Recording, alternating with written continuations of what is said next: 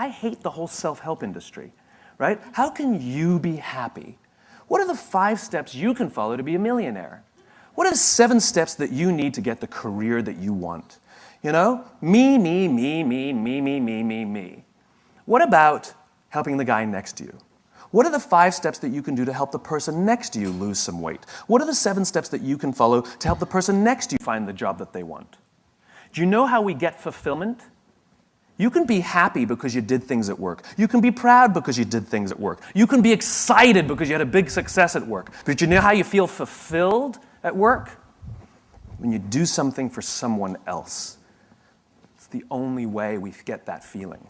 It's the only way we get that feeling. You know why the statistics say that over 90% of people don't feel fulfilled by the work they do? It's not because of the job, it's not because of the pay, it's not because of the benefits. It's because we don't help each other anymore. We sit in our cubes and we work. And anything that we turn to anybody is because we need something, we need to get something. And yet we don't put ourselves out there simply for no other reason than to help somebody else. You know what generosity is? Generosity is doing something for someone else expecting nothing in return. At no point ever. I did something for him, why won't he help me? It's not an equation. It's designed to help you feel good. And Mother Nature has given us this feeling when we do something for someone else to encourage us to do it. Because when we are in groups, when we are surrounded by people who believe what we believe, trust emerges and our very survival and progress goes up. Sex feels good. It's why we do it. And Mother Nature has provided that it will feel good so that we can do it more, so that we can procreate. That was not an accident, right? Well, the same goes here. That sense of fulfillment that we get was designed so that we'll do it more, so not only will we procreate, but we'll create strong senses of bonds and cultures amongst each other. I did a little experiment with a homeless person. Not like on them, it's not like electrodes. With them, voluntarily helped me. Because the whole idea of giving, right? You've all walked down the street and you've all seen someone begging and you either have or haven't thrown a few pennies in their cup. When you do, you feel good. You bought that feeling. That is a legitimate commercial transaction. You know, commercial transactions are defined as the exchange of consideration. There was an exchange of consideration here. You gave money, you got the feeling of goodwill. You paid for that feeling. If you didn't give money, you either feel nothing or you feel bad. You can't feel good by not giving. All right? You paid for that feeling. So now the question is, how is that person encouraging us to give? The joke is, they act like every corporation in the world. They talk about themselves. Me, me, me, me, me, me, me, right? Like they sit there with their little outdoor advertising, little sign, right? And it says, I'm homeless, I'm hungry, I got 12 kids, I'm a veteran, God bless. They got it all in there. Trying to appeal to somebody, the religious vote, the veteran vote, you know, the child sympathizer. Surround yourself with lots of pets, go for that one too, right? All in an attempt to get something from someone. Takers, not givers, right? All about me. Well, what do corporations do?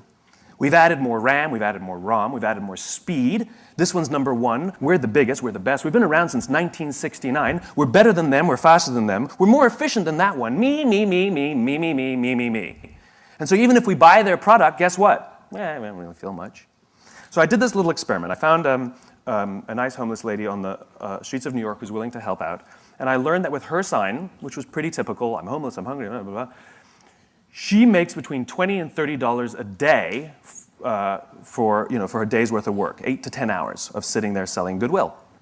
8 to 10 hours, she'll make $20 to $30. $30 is considered a good day.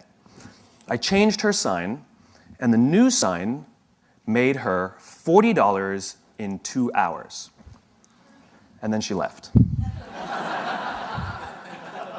It's one of the reasons she's homeless is because she's decided that she only needs $20 to $30 a day to live.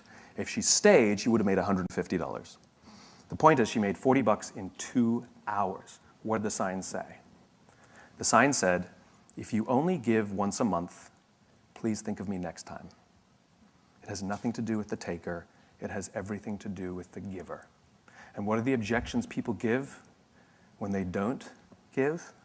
I can't give to everyone. How do I know that they really need it? And so I address both those concerns. I know you can't give to everyone. So if you only give once a month, my cause is legitimate. I will still be here when you're ready to give. $40, 2 hours. Make it about them, not about you. The fact of the matter is 100% of customers are people. And 100% of clients are people. And 100% of employees are people. I don't care how good your product is. I don't care how good your marketing is. I don't care how good your design is. If you don't understand people, you don't understand business. Do you ever watch Deadliest Catch on the Discovery Channel? I was flipping through the channels one night, and Deadliest Catch came on. And on this episode, they were in a huge storm. Now, for those of you who don't know Deadliest Catch, they take these crab fishing boats out in the Bering Sea, which is like terrible. And they put cameras on them, and we watch, right?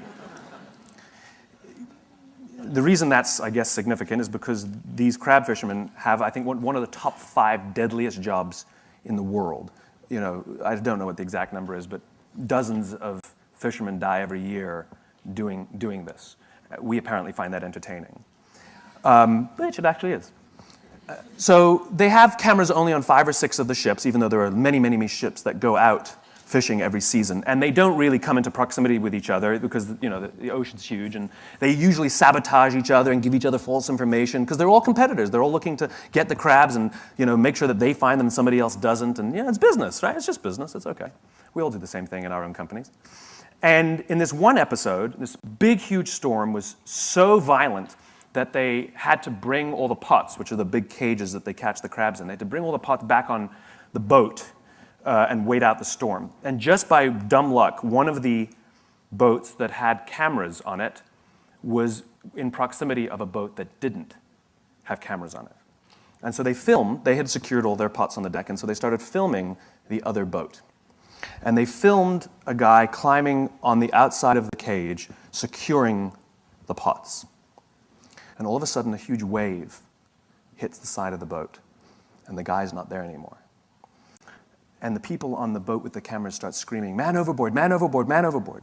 And they turn their boat towards where they think he might be. He's a stranger. They don't know him. They don't know the crew members of the other boat. And yet they react. And they turn towards him. And they find him in the drink. And for those of you who don't understand how dangerous this is, if the water is so cold that if you're in the water for, I think that it's a minute or a minute 30, hypothermia will set in and you die. And they come upon him, and he's screaming, "Don't let me die, don't let me die." And they pull him on board, not out of the woods yet. They strip off his clothes because it's wet and cold, and they wrap blankets around him to prevent hypothermia from setting in. And he survives. And it's overwhelming. And the captain comes down. And this is all on, you can go watch it on TV. The captain comes down, and he hugs this stranger, this young man, his competitor. He hugs this guy as if he's his own son. I lost it. Everybody is crying. And you realize what happened here was a human interaction. And the reason they risk their own lives to help this other person, even though they spend every other day trying to get ahead and sabotage, is because at the end of the day, they're all crab fishermen. And they know something about each other. And they know something about the risk that they all take to do this. And when push comes to shove, they will put themselves out there to help each other for no other reason than they get it. They're one of the same. I will promise you that every single member of that crew that day went home with a feeling of fulfillment. I promise you that every single person on that crew that day felt more good in their hearts and in their jobs than the richest days that they've ever pulled in. My question is what are you doing to help the person next to you? Don't you want to wake up and go to work for the only reason that you can do something good for someone else? Wouldn't you want them to do that for you?